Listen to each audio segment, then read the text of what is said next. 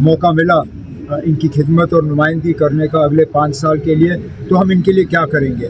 जैसे आपने मेरी तकरीर में सुना और यहाँ के जो बुज़ुर्ग लीडर हैं उनकी तकरीर में सुना, यहाँ इनके मुतालबे जो है बड़े नहीं हैं. यहाँ बड़े बड़े फैक्ट्रियों की बात नहीं की जा रही है, बड़े बड़े हाईवे और बड़े बड़े पावर प्रोजेक्ट्स की बात नहीं की जा रही है.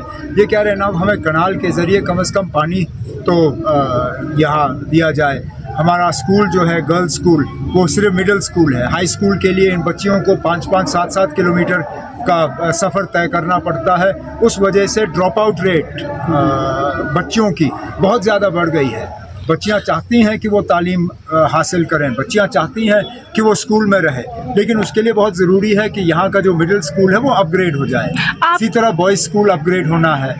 यहाँ सेहत के हवाले से बात हुई कि डिस्पेंसरी बनी, लेकिन उस डिस्पेंसरी को अस्पताल में अपग्रेड किया गया, लेकिन उसको वो सारा सामान और डॉक्टर वगैरह नहीं दिए गए जो कि अस्पताल को चाहिए. अब मैंने इनको यकीन दिलाया हुआ है कि अगर अल्लाह ने चाहा और 8 अक्टूबर को मैं कामयाब हुआ, हमारी हुकूमत बनी, तो इनकी तमाम ये जो डिमांड्स हैं पानी, तालीम और सेहत को लेके इंशाल्लाह हम पूरा करेंगे. सर, कुछ अपना मौक़िफ़ लोगों के सामने रखा, और हम वो लोग हैं जिन्होंने इलेक्शन से पहले ही कांग्रेस के साथ जो है एक रिश्ता बनाया, एक अकॉर्ड किया, एक अंडरस्टैंडिंग की, ताकि लोगों को ये पता चले कि हम वो लोग हैं जो बीजेपी को रोकने के लिए इलेक्शन लड़ रहे हैं. और इंशाल्लाह जहाँ जहाँ नेशनल कॉन्फ्रेंस के उम्मीदवार हैं हम वहाँ कामयाबी की उम्मीद करते हैं. जहाँ कांग्रेस जो है अलायंस में हमारे साथ लड़ रही है वहाँ अलायंस बीजेपी के साथ तो नहीं करेगी? हमारा कोई ऐसा इरादा नहीं. सर, दूसरा सवाल ये है कि आर्टिकल 370 को आप वापस दिला सकते हैं कश्मीरियों को?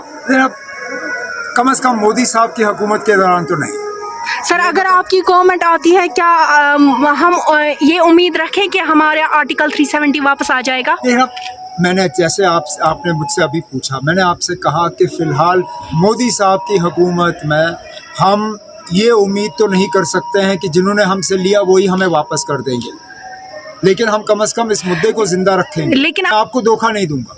मैं अगर ये कहूँगा कि मोदी साहब की हुकूमत के दौरान हम 370 वापस लाएंगे, तो आपको मालूम है मैं आपको झूठ बोल रहा हूँ. क्या आपको मालूम है मैं आपको धोखा दे रहा हूँ. मैं वो धोखा देने के लिए तैयार नहीं हूँ, लेकिन कम से कम हम इस मुद्दे को लेके लड़ते रहेंगे. JV हेल्थ केयर अब ब्रजवासियों के लिए लेकर आया है हर प्रकार की चिकित्सकीय सुविधाएं, वो भी एक छत के ही नीचे.